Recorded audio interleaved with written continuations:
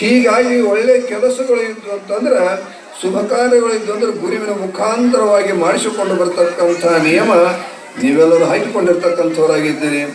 ಗುರುವಿನ ಹಸ್ತ ಯಾವ ರೀತಿಯಾಗಿ ಪರುಷ ಹಸ್ತ ಅಂತಿದೆಯಲ್ಲ, ಅದೇ ರೀತಿಯಾಗಿ ನೇತ್ರವು ಕೂಡ ಅದು ಪರುಷಮಯವಾಗಿರ್ತಕ್ಕಂಥ ನೇತ್ರ. ಆ ಕಣ್ಣಿನಲ್ಲಿ ಅಂಥ ಒಂದು ಶಕ್ತಿ ಯಾಕೆ ಬರ್ತಾ ಇದೆ ಅಂತಂದ್ರೆ, ಗುರುಗಳಾಗಿರ್ತಕ್ಕಂಥವರು ತಮ್ಮ ಇಷ್ಟಲಿಂಗಾರ್ಚನೆಯ ಸಂದರ್ಭದಲ್ಲಿ ತದೇಕವಾಗಿರ್ತಕ್ಕಂಥ ದೃಷ್ಟಿಯನ್ನು ಇಷ್ಟಲಿಂಗದಲ್ಲಿಟ್ಟು ಜಪವನ್ನು ಮಾಡ್ತಾ ಇದ್ದಾರೆ. ಕಣ್ಣಿನ ರೆಪ್ಪೆಯನ್ನು ಬಡಿಯಲಾರದೆ, ಕಣ್ಣನ್ನು ತಿಳುಕಿಸಲಾರದೆ ತದೇಕವಾಗಿರ್ತಕ್ಕಂಥ ದೃಷ್ಟಿಯನ್ನು ಇಷ್ಟಲಿಂಗದಲ್ಲಿ ಇಟ್ಟು ಜಪವನ್ನು ಮಾಡ್ತಾ ಇದ್ದಾರೆ. ನೀವು ಯಾರಾದರೂ ನಿಮ್ಮ ಕೊರಳಿನಲ್ಲಿರ್ತಕ್ಕಂಥ ಇಷ್ಟಲಿಂಗವನ್ನು ತೆಗೆದು ಪೂಜೆ ಮಾಡುವ ಸಂದರ್ಭದಲ್ಲಿ ನೀವು ಪ್ರಯತ್ನ ಮಾಡಿ ನೋಡ್ರಿ. ನೀವು ತದೇಕವಾಗಿರ್ತಕ್ಕಂಥ ಕಣ್ಣು ಬಡಿಯಲಾರದೆ, ರೆಪ್ಪಿಗಳನ್ನು ತಿಳುಕಿಸಲಾರದೆ ಇಷ್ಟಲಿಂಗದಲ್ಲಿ ದೃಷ್ಟಿಯನ್ನು ಇಡ್ರಿ. ನಿಮಗೆ ಕೆಲವು ಸೆಕೆಂಡುಗಳಲ್ಲಿ ಕಣ್ಣು ನೋಯಲಿಕ್ಕೆ ಪ್ರಾರಂಭ ಆಗ್ತಾ ಇದೆ. ಕಣ್ಣಿನಲ್ಲಿ ನೀರು ಬರಲಿಕ್ಕೆ ಪ್ರಾರಂಭವಾಗ್ತಾ ಇದೆ, ತಲೆನೋವು ಬರಲಿಕ್ಕೆ ಪ್ರಾರಂಭವಾಗ್ತಾ ಇದೆ. ಆದರೆ ಗುರುಗಳಾಗಿರ್ತಕ್ಕಂಥವ್ರು ದಿನನಿತ್ಯಲೂ ಸಾಧನೆ ಮುಖಾಂತರವಾಗಿ, ದಿನನಿತ್ಯಲೂ ತಮ್ಮ ಪ್ರಯತ್ನ ಸಾಧನೆ ಮುಖಾಂತರವಾಗಿ ಕಣ್ಣನ್ನು ತಮ್ಮ ಇಷ್ಟಲಿಂಗದಲ್ಲಿ ತದೇಕವಾಗಿರ್ತಕ್ಕಂಥ ದೃಷ್ಟಿಯನ್ನು ಇಟ್ಟು ಜಪವನ್ನು ಮಾಡೋದ್ರಿಂದ ಕಣ್ಣಿನಲ್ಲಿಯೂ ಕೂಡ ಒಂದು ಅದ್ಭುತವಾಗಿರ್ತಕ್ಕಂಥ ಶಕ್ತಿ ಬರ್ತಾ ಇದೆ.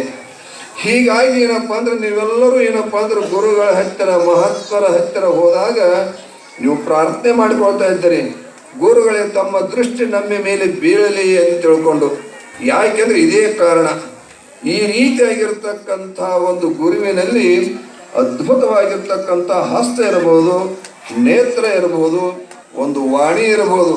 ಅವರ ನಾಲಿಗೆಯಿಂದ, ಬಾಯಿಯಿಂದ ದಿನನಿತ್ಯಲೂ ಮಂತ್ರ ಪಠನವನ್ನು ಮಾಡಿ, ಜಪವನ್ನು ಮಾಡಿ ಮಾಡಿ ನಾಲಿಗೆಯಲ್ಲಿಯೂ ಕೂಡ ಒಂದು ಅದ್ಭುತವಾಗಿರ್ತಕ್ಕಂಥ ಶಕ್ತಿ ಇರೋದರಿಂದ ಗುರುವಿನ ವಾಣಿಯನ್ನು ಕೇಳಲಿಕ್ಕೆ ನೀವು ಇಚ್ಛಾ ಪಡ್ತಾ ಇದ್ದೀರಿ. ಈ ರೀತಿಯಾಗಿರ್ತಕ್ಕಂಥ ಮನಸ್ಸಿರಬಹುದು, ಪಾದ ಇರಬಹುದು ಮತ್ತು ಭಾವನೆ ಇರಬಹುದು. ಗುರುಗಳಾಗಿರ್ತಕ್ಕಂಥವ್ರು ಮನಃಪೂರ್ವಕವಾಗಿ ಒಳ್ಳೆಯ ಭಾವನೆಯನ್ನಿಟ್ಟುಕೊಂಡು ನಿಮಗೆ ಒಳ್ಳೆಯದಾಗಲಿ, ನೀವು ಉದ್ಧಾರ ಆಗಲಿ ಅಂತ ತಿಳ್ಕೊಂಡು ಮನಃಪೂರ್ವಕವಾಗಿ ಒಳ್ಳೆಯ ಭಾವನೆಯಿಂದ ಹರಿಸ್ಬಿಟ್ರೆ ಸಾಕು, ನೀವು ಮಾಡಿರ್ತಕ್ಕಂಥ ಎಲ್ಲ ಪಾಪಗಳು ನಶಿಸಿ ಹೋಗಿ ನೀವೆಲ್ಲರೂ ಪುಣ್ಯಾತ್ಮರು ಆಗ್ತಾ ಇದ್ದೀರಿ ಎಂಬತಕ್ಕಂಥ ಮಾತನ್ನು ಈ ಸಂದರ್ಭದಲ್ಲಿ ಹೇಳ್ತಾ ಇದ್ದೇನೆ. ಅಂಥ ಯಾವ ಗುರುವಿನ ಮುಖಾಂತರವಾಗಿ ಆ ಕಾರ್ಯ ನಾಡ್ದ 16ನೇ ತಾರೀಕಿನ ದಿವಸ ಈ ಸತ್ತೂರಿನಲ್ಲಿ ಗ್ರಾಮ ದೇವತೆಗಳ ಮೂರ್ತಿಗೆ ಪ್ರಾಣ ಪ್ರತಿಷ್ಠೆ ಬರ್ತಕ್ಕಂಥ ಒಂದು ಸಂಸ್ಕಾರ ನಡೀತಾ ಇದೆ. ಅದು ಬಹಳಷ್ಟು ಸಂತೋಷ ಬರ್ತಕ್ಕಂಥ ಮಾತನ್ನು ಕೂಡ ಈ ಸಂದರ್ಭದಲ್ಲಿ ಹೇಳ್ತಾ, ಅಂಥ ಗುರುವಿನ ಸ್ಥಾನ ಏನಪ್ಪ ಅಂದ್ರೆ ಜಗತ್ತಿನಲ್ಲಿ ದೊಡ್ಡದಾಗಿರ್ತಕ್ಕಂಥ ಸ್ಥಾನ. ಯಾಕೆ ದೊಡ್ಡದು ಅಂತ ತಿಳ್ಕೊಂಡು ಕೇಳಿದ್ರೆ, ಶ್ರುತಿಗಳು ಹೇಳ್ತಾ ಇದ್ದಾವೆ, ನಗರೋರಧಿಕಂ ನಗರೋರಧಿಕಂ ನಗರೋರಧಿಕಂ. ಈ ಜಗತ್ತಿನಲ್ಲಿ ದೊಡ್ಡದಾಗಿರ್ತಕ್ಕಂಥ ವಸ್ತು ಗುರು. ಆ ಗುರುವಿನಕ್ಕಿಂತಲೂ ದೊಡ್ಡದಾಗಿರ್ತಕ್ಕಂಥದ್ದು ಮತ್ತೊಂದು ಎಲ್ಲ ಅಂತ ತಿಳ್ಕೊಂಡು ಶ್ರುತಿಗಳು ಒಂದು ಸಲ ಅಲ್ಲ, 2 ಸಲ ಅಲ್ಲ, 3 ಸಲ ಹೇಳಿದರು. ಯಾಕೆ 3 ಸಲ ಹೇಳಿದರು ಅಂತ ತಿಳ್ಕೊಂಡು ಕೇಳಿದ್ರೆ, ನಿಮಗೊಂದು ಉದಾಹರಣೆಯನ್ನು ಹೇಳ್ತಾ ಇದ್ದೇನೆ. ನೀವು ಮನೆಯಲ್ಲಿರ್ಬೋದು, ಎಲ್ಲಾದರೂ ಹೊರಗಡೆ ಭೂಮಿಯಲ್ಲಿ ಒಂದು ಗೂಟವನ್ನು ಬಡಿಬೇಕಾಗಿತ್ತು, ಗೋಡೆಯಲ್ಲಿ ಒಂದು ಮಳೆಯನ್ನು ಬಡಿಯಬೇಕಾಗಿತ್ತು ಅಂತಂದ್ರೆ ಬಡದು ಏನು ಮಾಡ್ತಾ ಇದ್ದೀರಂತಂದ್ರೆ, ಈ ಸಿದ್ದರಾಮ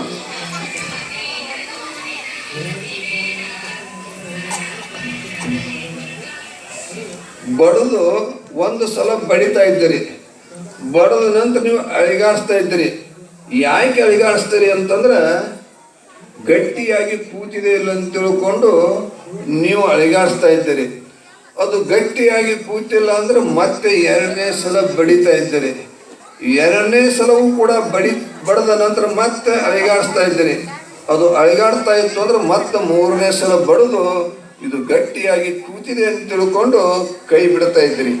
ಹಾಗೇನಪ್ಪ ಅಂದ್ರೆ ಶ್ರುತಿಗಳು ಹೇಳ್ತಾ ಇದ್ದಾವ, ಈ ಜಗತ್ತಿನಲ್ಲಿ ಅತಿ ದೊಡ್ಡದಾಗಿರ್ತಕ್ಕಂಥ ವಸ್ತು ಯಾವುದಾದ್ರಿದ್ರೆ ಅದು ಗುರು ಎಂಬತಕ್ಕಂಥ ಮಾತನ್ನು ಹೇಳ್ತಾ ಇದ್ದಾರೆ.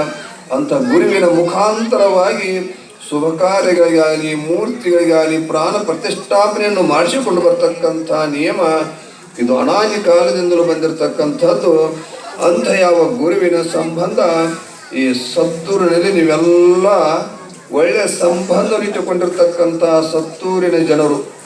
ಯಾಕೆ ಅಂತಂದ್ರೆ ಜಗತ್ತಿನಲ್ಲಿ ಅನೇಕ ಸಂಬಂಧಗಳನ್ನು ನೋಡ್ತಾ ಇದ್ದೇವೆ. ಅಕ್ಕ ತಂಗಿಯರ ಸಂಬಂಧ, ಅಣ್ಣ ತಮ್ಮಂದಿರ ಸಂಬಂಧ, ಗಂಡ ಹೆಂಡತಿಯರ ಸಂಬಂಧ, ಅಣ್ಣ ತಮ್ಮಂದಿರ ಸಂಬಂಧ, ಅಳಿಯ ಮಾವನ ಸಂಬಂಧ, ಈ ರೀತಿ ಹೇಳ್ತಾ ಹೋದ್ರೆ ಅನೇಕ ಸಂಬಂಧಗಳನ್ನು ಜಗತ್ತಿನಲ್ಲಿ ನಾವೆಲ್ಲ ನೋಡ್ತಾ ಇದ್ದೇವೆ. ಈ ಎಲ್ಲ ಸಂಬಂಧಗಳು ಏನಪ್ಪಾ ಅಂತಂದ್ರೆ ಕ್ಷಣಿಕವಾಗಿರ್ತಕ್ಕಂಥ ಸಂಬಂಧ. ಇವು ಶಾಶ್ವತವಾಗಿರ್ತಕ್ಕಂಥ ಸಂಬಂಧಗಳಲ್ಲ. ಶಾಶ್ವತವಾಗಿರ್ತಕ್ಕಂಥ ಸಂಬಂಧ ಯಾವುದಾದ್ರಿದ್ರೆ ಅದು ಗುರು ಶಿಷ್ಯರ ಸಂಬಂಧ ಎಂಬತಕ್ಕಂಥ ಮಾತನ್ನು ಶಾಸ್ತ್ರದಲ್ಲಿ ಹೇಳ್ತಾ ಇದ್ದಾರೆ. ಅಂಥ ಗುರು ಶಿಷ್ಯರ ಸಂಬಂಧವನ್ನು ನಾವೆಲ್ಲಾದರೂ ಕಾಣಬೇಕಾಗಿತ್ತು ಅಂತಂದ್ರೆ ಈ ಸತ್ತೂರಿನಲ್ಲಿ ಕಾಣ್ತಾ ಎಂಬತಕ್ಕಂಥ ಮಾತನ್ನು ಬಹಳಷ್ಟು ಅಭಿಮಾನದಿಂದ ಹೇಳ್ತಾ ಇದ್ದೇನೆ. ಅಂಥ ಯಾವ ಈ ಮಹಾಮಾತೆಯಾಗಿರ್ತಕ್ಕಂಥ ದುರ್ಗಾದೇವಿಯ ಗ್ರಾಮ ದೇವತೆ ಜಾತ್ರೆ ನೀವೆಲ್ಲರೂ ಬಹಳಷ್ಟು ಅಭಿಮಾನದಿಂದ ಶ್ರದ್ಧೆ ಭಕ್ತಿಯಿಂದ ನೀವೆಲ್ಲರೂ ಆಚರಣೆ ಮಾಡ್ತಾ ಇದ್ದೀರಿ. ಅಂಥ ದೇವಿ ಗ್ರಾಮ ದೇವತೆ ಎಲ್ಲಿದಾಳೆ ಅಂತ ತಿಳ್ಕೊಂಡು ಕೇಳಿದ್ರೆ ನಿಮ್ಮೆಲ್ಲರ ಮನಸ್ಸಿನಲ್ಲಿದಾಳಾಕಿ, ನಿಮ್ಮೆಲ್ಲರ ಹೃದಯದಲ್ಲಿದಾಳೆ. ಒಂದು ಸಲ ಪಾರ್ವತಿ ಪರಮೇಶ್ವರನ್ನು ಕೇಳಿಳು. ಏನಂತ ಕೇಳಿಳು ಅಂತಂದ್ರೆ ನಿನ್ನ ವಾಸಸ್ಥಾನ ಎಲ್ಲಿ ಅಂತ ತಿಳ್ಕೊಂಡು ಕೇಳಿದಾಗ ಆಗ ಪರಮೇಶ್ವರ ಹೇಳ್ತಾ ಇದ್ದಾನೆ ಪಾರ್ವತಿಯನ್ನು ಕುರಿತು, ಮದ್ಭಕ್ತ ಯತ್ರ ತಿಷ್ಠಂತಿ ತತ್ರ ತಿಷ್ಠಾಮಿ ಪಾರ್ವತಿ. ಯಾವ ಮನುಷ್ಯನು ಯಾವ ಮಾನವನು ಸದಾವಕಾಲ ನನ್ನನ್ನು ಸ್ಮರಿಸ್ತಾ ಇದ್ದಾನೆ, ಭಜಿಸ್ತಾ ಇದ್ದಾನೆ, ಪೂಜಿಸ್ತಾ ಇದ್ದಾನೆ, ಅಂಥವನು ಹೃದಯ ಕಮಲದಲ್ಲಿ ನಾನು ಸದಾವಕಾಲ ಇರ್ತಾ ಇದ್ದೀನಿ ಅನ್ನತಕ್ಕಂಥ ಮಾತನ್ನು ಆ ಪರಮೇಶ್ವರ ಪಾರ್ವತಿಗೆ ಹೇಳಿದಂಥ ಆ ನಿಟ್ಟಿನಲ್ಲಿ ಈ ಗ್ರಾಮ ದೇವತೆಯನ್ನು ನೀವು ಯಾವ ಯಾವ ಭಾವನೆಯಿಂದ ಅವರವರ ಭಾವಕ್ಕೆ ಅವರವರ ಭಕುತಿಗೆ ಎಂಬಂತೆ ನೀವು ಯಾವ ಯಾವ ಮನಸ್ಸಿನಿಂದ ಗ್ರಾಮ ದೇವತೆಯನ್ನು ನೆನೆಸ್ತಾ ಇದ್ದೀರಿ, ಭಜಿಸ್ತಾ ಇದ್ದೀರಿ, ಪೂಜಿಸ್ತಾ ಇದ್ದೀರಿ, ಅಂಥ ದೇವಿ ನಿಮ್ಮೆಲ್ಲರ ಮನಸ್ಸಿನಲ್ಲಿ ನಿಮ್ಮೆಲ್ಲರ ಹೃದಯದಲ್ಲಿದ್ದುಕೊಂಡು ನಿಮಗೆ ಒಳ್ಳೆಯದನ್ನು ಮಾಡ್ತಾ ಇದ್ದಾರೆ ಅನ್ನತಕ್ಕಂಥ ಮಾತನ್ನು ಈ ಸಮುದಾಯ ಹೇಳ್ತಾ ಅಂಥ ಗ್ರಾಮ ದೇವತೆಯನ್ನು ನೀವೆಲ್ಲರೂ ಭಕ್ತಿ ಶ್ರದ್ಧೆಯಿಂದ ನಾಮಸ್ಮರಣೆ ಮಾಡಿದರೆ ಸಾಕು. ಶುದ್ಧ ಮನಸ್ಸಿನಿಂದ ಅಂತಃಕರಣಪೂರ್ವಕವಾಗಿ ಒಳ್ಳೆ ಭಾವನೆಯನ್ನಿಟ್ಟುಕೊಂಡು ನೀವು 100 ಸಲ ಸ್ಮರಣೆ ಮಾಡೋದು ಬೇಡ. ಒಂದೇ ಒಂದು ಸಲ ಒಳ್ಳೆ ಮನಸ್ಸಿನಿಂದ ಗ್ರಾಮ ದೇವತೆಯನ್ನು ನೀವು ಸ್ಮರಣೆ ಮಾಡಿಬಿಟ್ರೆ ಸಾಕು. ನೀವು ಮಾಡಿರ್ತಕ್ಕಂಥ ಪಾಪಗಳೆಲ್ಲವೂ ಕೂಡ ನಶಿಸಿ ಹೋಗ್ತಾ ಇದ್ದಾವೆ. ಅದಕ್ಕೊಂದು ಉದಾಹರಣೆಯನ್ನು ಹೇಳಬೇಕು ಅಂತಂದ್ರೆ ಎಲ್ಲಿಯಾದರೂ 100 ಪಕ್ಷಿಗಳು 1000 ಪಕ್ಷಿಗಳು ಕೂತಿದ್ವು ಅಂತಂದ್ರೆ ಆ 100 ಪಕ್ಷಿಗಳನ್ನು ಎಬ್ಬಿಸ್ಬೇಕಾಗಿತ್ತು ಅಂತಂದ್ರೆ 100 ಕಲ್ಲುಗಳು ಬೇಕಾಗಿಲ್ಲ. ಒಂದೇ ಒಂದು ಕಲ್ಲನ್ನು ಎಸೆದ್ರೆ ಸಾಕು ಆ 100 ಪಕ್ಷಿಗಳು ಹಾರಿ ಹೋಗ್ತಾ ಇದ್ದಾವ. ಹಾಗೇನಪ್ಪ ಅಂತಂದ್ರೆ ಮನುಷ್ಯನಾಗಿರ್ತಕ್ಕಂಥವನು ಆ ಜಗನ್ಮಾತೆಯನ್ನು ಭಗವಂತನನ್ನು ಆ ಮಹಾಮಾತೆಯನ್ನು ಒಳ್ಳೆ ಮನಃಪೂರ್ವಕವಾಗಿ ಶುದ್ಧ ಮನಸ್ಸಿನಿಂದ ಆ ಮಾತೆಯನ್ನು ಒಂದು ಸಲ ನೆನೆಸಿಬಿಟ್ರೆ ಸಾಕು. ನಾವು ಮಾಡಿರ್ತಕ್ಕಂಥ ಪಾಪಗಳನ್ನು ನಶಿಸಿ ದೇವಿ ನಮಗೆ ಅನುಗ್ರಹವನ್ನು ಮಾಡ್ತಾ ಇದ್ದಾಳೆ, ನಮಗೆ ಒಳ್ಳೆಯದನ್ನು ಅನುಕೂಲ ಮಾಡಿಕೊಡ್ತಾ ಇದ್ದಾಳೆ ಅನ್ನತಕ್ಕಂಥ ಮಾತನ್ನು ಆ ದೇವಿಯ ಆಶೀರ್ವಾದದಿಂದ ಸಿಗುತ್ತಾ ಇದೆ.